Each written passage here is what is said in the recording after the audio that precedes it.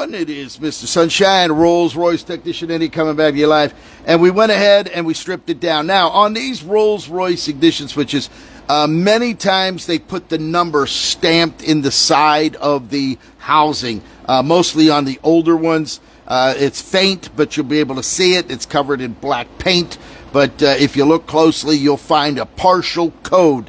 Then after you use the partial code, you'll have to go ahead and know which one series it is based on what year the vehicle you're working on, and then it'll tell you BHM, BSM, BHL, BSL. That's how Rolls-Royce did their locks, and it only went from different years. They only made maybe 100 or so of the models based on the codes, and they either reused the codes again or they went up here at 1970 to 81, RRM 1001 to 2000. So you're looking at about 999 changes, all right, whether they used them or not. So this one didn't have any code on the outside. So what you have to do is you have to go ahead and dismantle it. Once it's dismantled, you get it apart, and right here on the face of the piece that locks it in. As a matter of fact, let's see if I can get this zoomed in down here.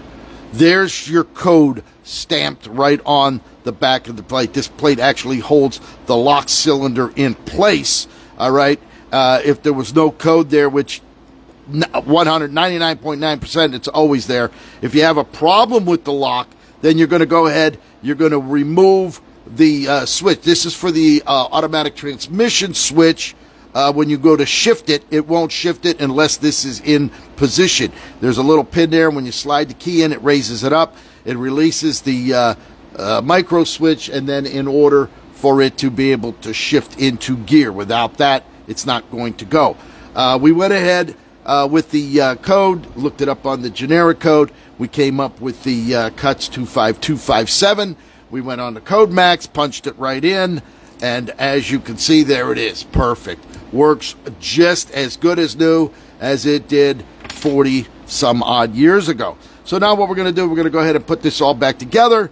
So now we have an operating lock. We're going to go ahead and send this back to San Clemente, California. We'll put it in the mail this afternoon, and we shall be all done. So there you have it, Mr. Sunshine, with another Rolls-Royce ignition switch. I actually have an old 1940s, early 50s coming in either this week, I do believe. So that's going to be a really treat and do one from the 40s. It's a different style, same type of Rolls-Royce manufacturing, very delicate, very complicated, to say the very least. So if you need a key made, if you're working on Rolls-Royces, you can give me a call, 561-693-8636, as we're coming to you live right down here in a hot, sunny South Florida day. Thank you for watching.